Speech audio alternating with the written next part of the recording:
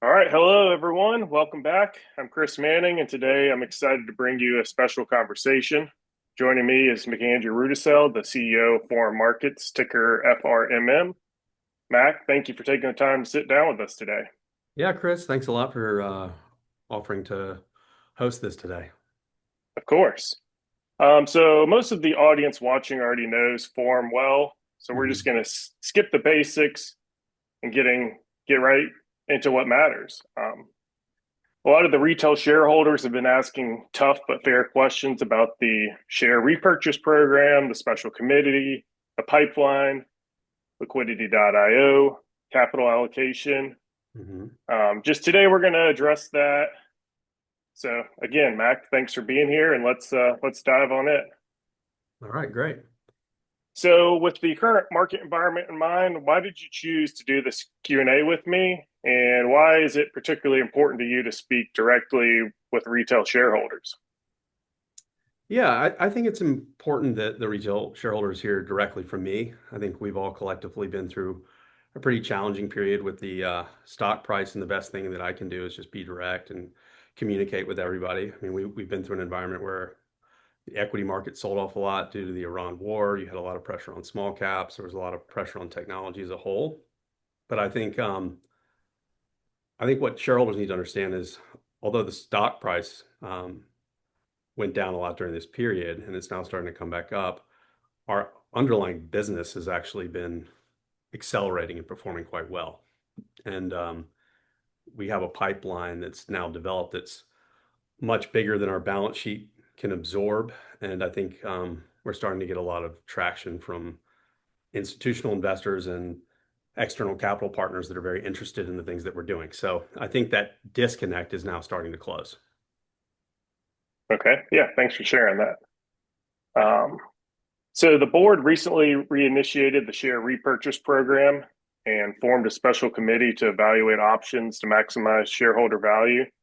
Can you just walk us through the logic and the purpose behind this? Yeah, I mean, I'll start with, I mean, if you look at the people on our board, I mean, they all run very large companies. They've got a tremendous amount of capital markets experience, both private capital markets and public capital markets. And we all really acutely understood the delta between the assets on our balance sheet and the valuation of the equity. And at the last board meeting, we had a pretty robust conversation about all of this. And we just made the decision that when you're sitting on $175 million of assets and you have a $35 million market cap, you got to just do something about it as a board. You got to protect the shareholders. And that's why we restarted the stock buyback. And we said we would do it outside of um, the Rule 10b-18 safe harbor. And we also formed a special committee to look at all kinds of different options that we can do to generate equity value for our shareholders because we think that's the most important thing to do. So the special committee is comprised of Angela Dalton, Michael Edwards, and Jason New. They've been given a really broad mandate to look at every opportunity that's presented to us. We hired Clear Street as our independent advisor. They've got a huge technology pipeline at Clear Street of opportunities that are available. And so we're looking at M&A opportunities for the company. And we are very open to liquidating the company, as we said in the press release, because that's a highly accretive thing to do for shareholders today. And then while we're doing all this, we're going to continue to operate the business and generate revenue and cash flow and continue to pursue all the partnerships that we've been working on and are developing. But we're focused on just generating maximum equity value for shareholders, and that is what the board is solely focused on. Right. Yeah. I mean, you've one of the reasons why I've been an investor. It's just the team that you've put together is very impressive from all different backgrounds. Yep. So it's good to hear you guys are exploring all of these options. What can you share with us about how this process is unfolding and how long it might take? Yeah. Um, well, I think we need to be realistic about the timeline, and I'll just be upfront and say we'd like to wrap it up by the end of the calendar year. We need to give the committee and the board time to evaluate all the different proposals. It's been quite action packed, but like we need to take our time, think through what each of these options mean, and then as a baseline, I'll keep reiterating, liquidation is an option because the equity value is so much higher if the cash and the assets were distributed relative to where the price is even today, that we have to use that as the absolute baseline for every decision that we're making when we're looking at these other opportunities on the M&A side of the equation. So that's really our target. But while we're doing this, I'll say again, we're continuing to deploy assets into things that generate revenue and cash flow in the interim, all of which have, set time durations to them, and we can run them concurrently to executing on the special committee process. Right.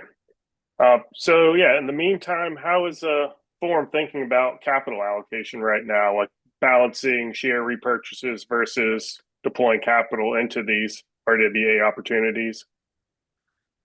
I mean, obviously, there's a balance, right? Like, so Yeah. it's highly accretive to buy back the stock right now. And as I said before, we're doing that.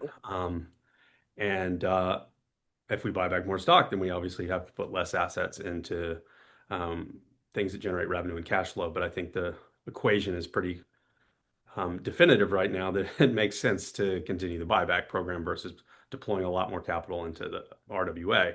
That being said, we'll probably put the most capital into the AI chip financing business. There's a gigantic pipeline that is developed because of this now. There's a lot going on with GPUs and AI. A lot of neo clouds and hyperscalers need to buy these chips, and that's where we're going to put as much capital as possible. We're also getting a lot of flow on the aircraft engine side that we can put capital into that too. So we're focusing on those two things right now. Right. Yeah, it's balancing buying shares versus actually meeting your revenue target. So, Yeah, um, look, it's if we buy back more shares, then obviously the revenue changes. So like we're yep. just gonna have to work through that equation, but I think we're doing it to the benefit of all shareholders. Okay. Thank you. Looks like my next question you just covered, so I'm going to skip to the next one. Okay. There's been a lot of retail investor concern about dilution. Can Mhm. you walk us through different ways Forum can scale the business, especially options that don't involve issuing new equity at these valuations? Yeah, And yeah, we've been working really hard on partnerships, basically, with other large capital allocators. And what we can effectively do is partner with other people to execute on our business plan without bringing in equity capital to do it. Now, I'll say this as a big shareholder and for all the shareholders, the best way is to own these assets on balance sheet because you get the most revenue and capital out of them. If you partner with someone else, they get a huge percentage of that revenue and cash flow, but we get a very high margin fee stream off doing that at a much larger scale. So I think you'll see that coming down the pipeline is that we're going to partner with some external capital providers to scale up the business right. And that, without yeah, without that, without issuing equity. right. That just can get the flywheel going, gets brand recognition. So there are positives to doing that versus just waiting for balance sheet. Um, so yeah, that sounds like a great idea. We've been working on it for quite a while, and things are going well.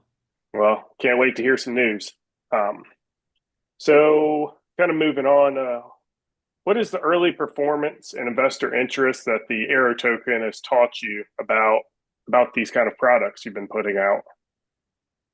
Yeah, so I think the first token was really kind of a proof of concept. There was a lot of legal work that went into getting it structured correctly, getting the collateral assigned to the token, following the right regulatory structures to get it in place, and then like the absolute programming of it from a blockchain perspective on Arbitrum. And I'm not going to trivialize it because it was actually pretty difficult to put it all together. Now that we've done it, we understand how to do it. I think there's some tax related changes we'll probably make to the future tokens and how the income is distributed, and then on an absolute basis, how the tokens are distributed. I think the one thing that we learned pretty clearly from the execution of this was how these things are distributed is really going to matter a lot, where they live. And I think we got to break that into a couple pieces. Um, what you're really doing with tokenization is you're fractionalizing shares of hard assets and you're distributing the cash flow. This is already being done in the financial markets um, most of the banks, like in a structured product context. They're just not calling it tokenization. they'll CUSIP an offering and put it in your account, and it'll come up as a CUSIP code in your account. And you won't really see the name of it, but you can receive the cash flows on a monthly or quarterly basis. And every bank in America is already doing this.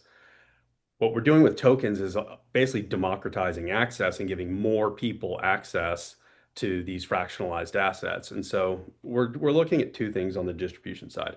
One, partnering with large financial institutions to allow them to help us distribute the fractionalized products. And whether they want to call it a token or they want to call it a structured product, we're agnostic.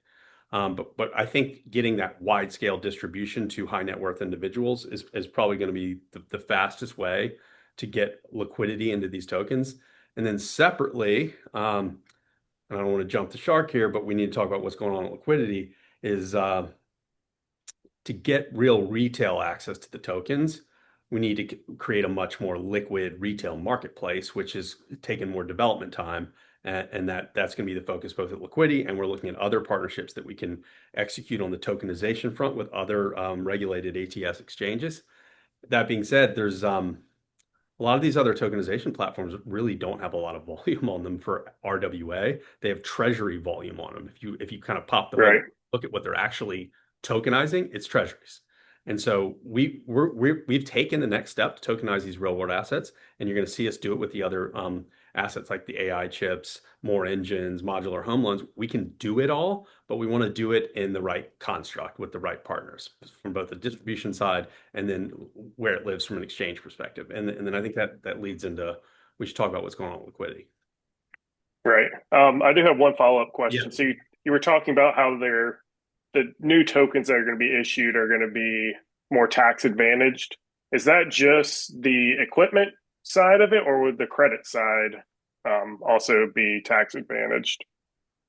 Well, right now in Euros Token 1, if you own it, you will get just like a pure dividend stream. For the engines in particular, it'd be beneficial for people with operating income to have the K1 flow through of the depreciation for the engines because it's 100% bonus depreciable. And from a tax perspective, that's extremely beneficial, right? So Right. Yeah. we're going to set that up for the next engine token is to flow that through on a K1 basis. So the basis for the token will probably be worth more than the original token. For the others, it's a little less. The chips, you can get the same K1 pass through, but on the modular mortgages, on the car loan bridge facility, that can function more like just a normal dividend stream like you would on a closed-end fund. So we'll probably set that up in the same way that we did the first Euros token. Okay. Yeah. Thanks for that clarification. So yeah, moving on to liquidity. So yeah, liquidity.io is a key part of your distribution plan. When do you believe the platform will be ready, and how are you guys operating in the meantime? Take the last part first. We're operating in the meantime by deploying the capital and generating revenue on the assets that we have on our balance sheet. So like liquidity functionality isn't impacting our ability to generate revenue and cash flow at all. I mean, liquidity is kind of a bonus for us when we can sell tokens on that platform.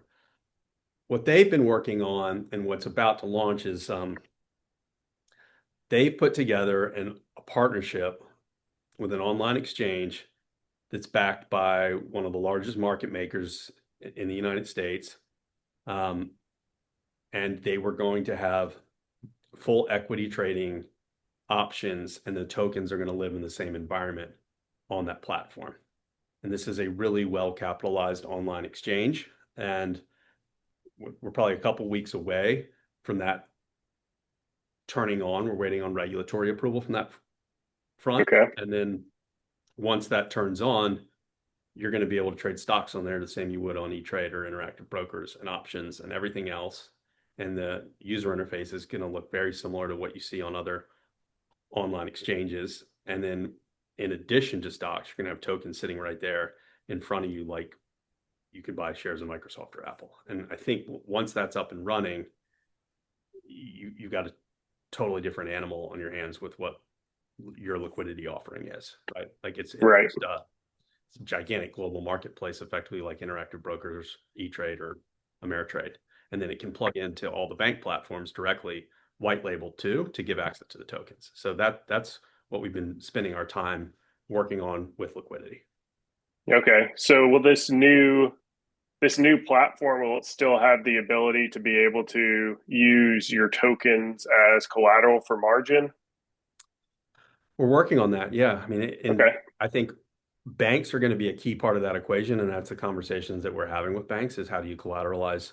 Um, they call them the structured products, but like most structured products that banks receive 50% LTV release. And ultimately that is the goal with the tokens is to have them act as collateral the same as stocks would. But I think by having stocks on the platform, it's going to bring more users just because so many people operate in the equity marketplace, and naturally, because you have more eyeballs, you should have more retail eyeballs on the tokens. And so I can't emphasize enough that we're focused on like pretty large scale distribution of the tokens. That's retail on liquidity is one avenue. I think we're much more focused on trying to get it into the institutional marketplace. You can put billions of dollars into these assets because they're all Right. really big pipelines.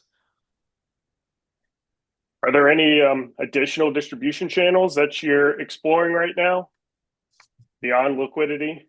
Well, as I mentioned, I mean, we've been talking to all the various different tokenization exchanges. There's only a couple of them, but I think that's one avenue. But I think the real primary place is some of the large asset managers, number one, that already house a lot of assets in the United States, plus the bank distribution channels that then tap into the RIAs. So we're focused on that, and then we're also just focused on raising institutional awareness. So you're going to see some more sell side coverage get picked up on the stock here in the next couple of weeks. And I think Okay. that's going to be important. We've been working on that with a couple of different bank partners. And as that occurs, then you just naturally have more institutional viewership of what we're doing, both on the business side of the equation, but then on the tokenization side too. Right. Thanks for that. And I guess I'd just like to highlight, even though liquidity is taking a little bit longer than expected, or you guys still plan on being able to meet your 2026 revenue guidance, correct? With the capital that you have on hand? Yes, I would caveat this, Chris, though. I mean, we talked about the buyback versus the revenue. Our revenue Right. depends on deploying AUM into these assets. So there's a push and pull here on equity buyback versus capital deployment. So Right. the answer is yes, we're intending to hit it, but we also have to balance it with how much equity we buy back. Of course. Yeah. It's a balancing act. But we've seen a good increase in the share price over the last week. Yeah, it's been positive. So yeah, looking ahead, what should retail investors be most excited about over the next 12 to 18 months? Well, I mean, number one, the work the special committee is doing is probably the most important thing. I mean, the decision on whether we do an M&A deal, whether we liquidate the company is going to drive a lot of value to the equity ultimately. So that's the number one thing I'd say focus on. And then I'd say number two is, I mean, you're going to see our AUM growth continue to go up as we put more capital into these various pipelines, particularly on the chip side. And so as a shareholder, that's what I want to see us do is generate a lot more revenue in the GPU business as well as the aircraft engine business. All right. And do you have any final messages for investors who are considering owning shares or that own shares? Well, first, I want to just say thank you all to the shareholders that have stuck with us through this difficult period. I know it's been hard, and I don't take it lightly. And then what I'll say is I think we really are building something that's incredibly unique here. These pipelines that we've put together are huge in scale. They can generate a tremendous amount of revenue as you deploy more capital into them. And then we've created the machine to tokenize the assets. And we literally put all the building blocks in place to develop the marketplace on the institutional side as well as the retail side. And it really is it's an amazing opportunity just because of the gargantuan size of the marketplace for tokenization. But Right. we're keenly aware of like the equity valuation, and we're hyper focused as a board on doing the best thing for our shareholders. And so I can't emphasize enough that that is our number one goal. All right. Well, again, thank you for thank you for taking the time to answer some questions that a lot of the retail investors have had, and keeping this line of communication. Yep. Everyone appreciates it. So Anytime you thank want to you. talk. Yep. All right.